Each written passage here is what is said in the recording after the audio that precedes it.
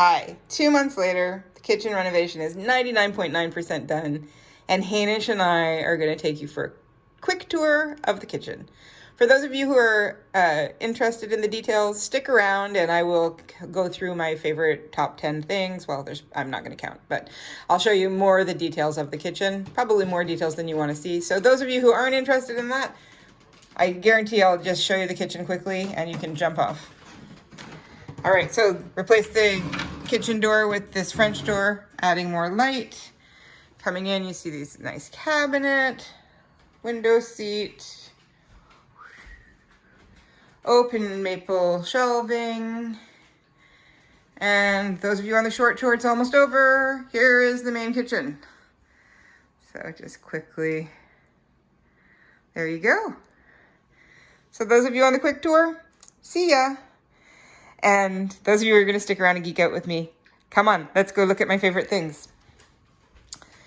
Maybe not number one, but right here, my spice drawer. So all my alphabetized spices makes me very happy. Label maker and IKEA containers go a long way. But the real showpiece of the kitchen for me are these wooden shelves. So they're solid maple. There's quite a story behind that I won't go into, but I'm loving how they turned out. They allow me to show some of my favorite things and bring in some of my past, my present, and my cookbooks. Yay! Okay, so let's go through the shelf. This little red apple is one of my sister's first painting when she got back into art. Next to that is a small etching of the Doon School of Fine Arts, where I spent a huge amount of my childhood. My mom was a teacher there, and it was just a great creative space to grow up in. Behind that, you'll see this oil painting peeking out, and it is of one of the views that are my favorite in the world. This is Lac des Îles, Windy Isle, looking out over the Morning Rock, I believe. My friend Dory gave me this. Her grandmother had painted it, and it represents many, many happy hours spent on Lac des Îles. And ironically, here's a Scotty dog bookend, also reminiscent of Barbara, Dory's mom, who kept Scotty dogs always. These are my most frequently used cookbooks. I'm going through a bit of an Ottolenghi phase, so there's a few Ottolenghi books there, but I'm really getting into this lady, Amy Chaplin. She does a lot of whole food cooking, and East was recommended to me.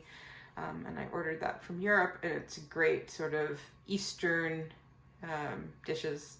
And of course, the Moosewood cookbook, sort of the mecca of vegetarian cooking at one point. This bowl was one of the first pottery bowls I have, but it's full of rocks from the Bay of Fundy. I gathered those rocks on my last trip with my mom out east, and yeah, just happy memories. This tortoise was also my mom's, and it's sitting next to this vase of a hare, shall we say. That vase, the ears have, you can put flowers in the ears, basically. All my books on fermentation tucked in behind there. Moving up, more Doon School of Fine Arts. So that is the pottery studio, the entrance to the pottery studio in the 70s. And it was painted by their resident potter, who was not a painter, but I just love this painting anyway. The colors, it's so atmospheric, and it reminds me of a really special place. These are my less frequently used cookbooks.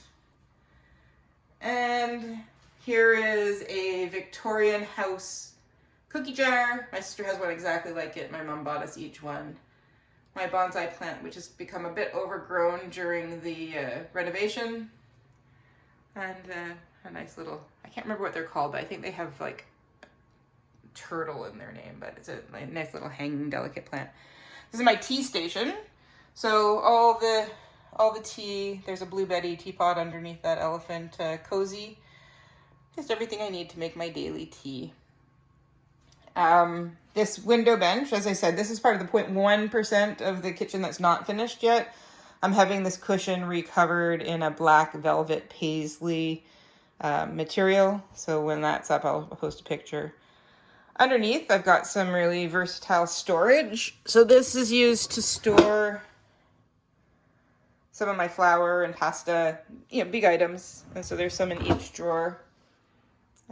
More little knickknacks. This is my sister's childhood best friend, Janet Panabaker, who's a great artist, and lately she's been doing a lot of work with glass.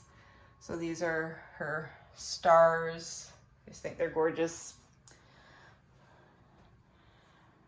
All my utensils that I use day to day, I put them into this Maxwell Williams plate.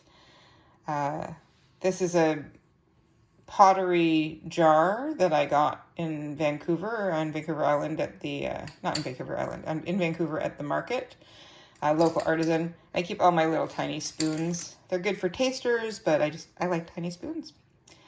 I think I already showed you my spice drawer, but let's look at it again because it's so pretty. Alphabetized. It's easy to have an organized kitchen when it's new. Below is my cutlery drawer. And just extra cooking utensils. So that brings me to my appliances. So I have all Samsung appliances except for this microwave. This microwave is a Whirlpool, and it's a very short microwave. I don't really microwave a lot, and the things that I do microwave are usually like leftover dinner plates. So there's nothing really over 6 or 7 inches tall. So this is perfect. Freed up a lot of space on the counter, but doesn't take up a lot of space above the stove. And it's also, a hood fan and a light. So my transformer stove. So this is a Samsung dual fuel stove. So the top is a gas cooktop. This is a griddle or a grill. So it's a 5-burner gas top cooktop. The stove, electric, is actually 3 stoves in one. So the first stove, single little stove that can be used day to day when I don't need to heat up the entire cavity. So it reduces electricity consumption, etc. Great thing. This is an air fryer. So a built-in air fryer basket. I don't know how it works. It works. I'm good with it. This stove can also be a dual stove. So this cavity can be a different temperature than this cavity. And what makes that happen is this sort of heat blocking element or tray. So I can remove that tray and then I've got a full stove if I were cooking like a great big turkey dinner or something.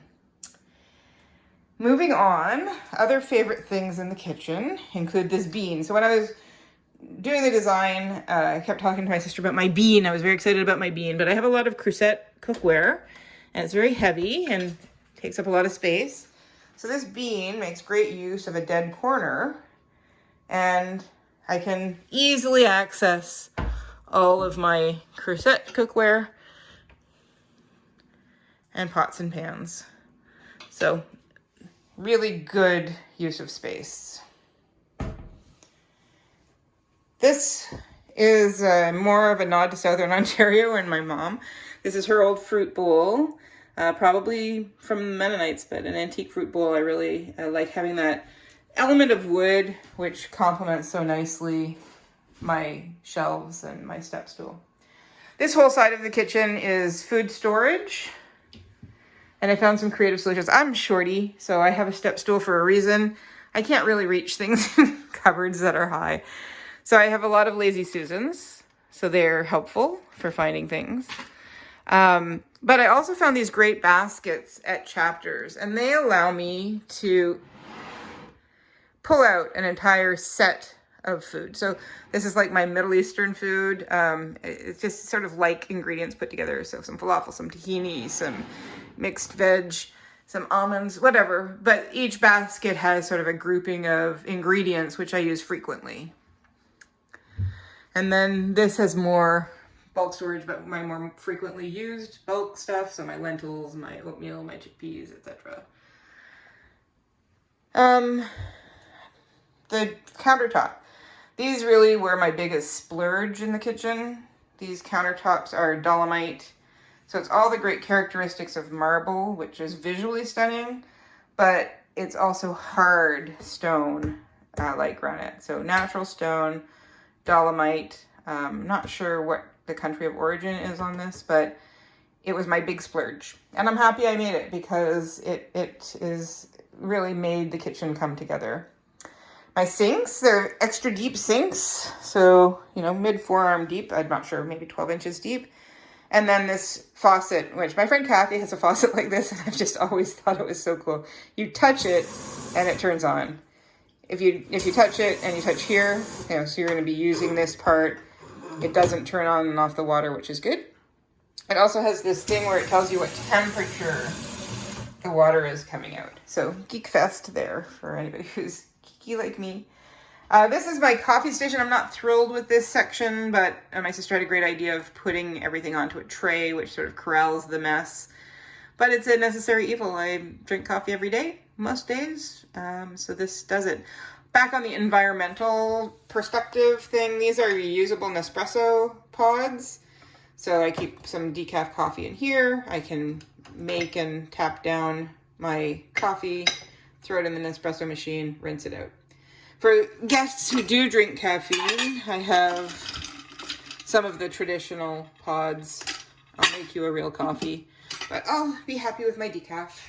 This side of the kitchen is for sort of bakeware above the fridge, and then everyday dishes, and then serving platters. You might remember my old kitchen, around the window, the cabinets came right around. They sort of wrapped, and it was really useless dead space in the corner. But visually, it added a lot of visual clutter to the room. And, you know, now, just having them not there, it seems much more spacious in here. You don't feel as crowded in. So this section is mostly my serving platters for when I'm entertaining.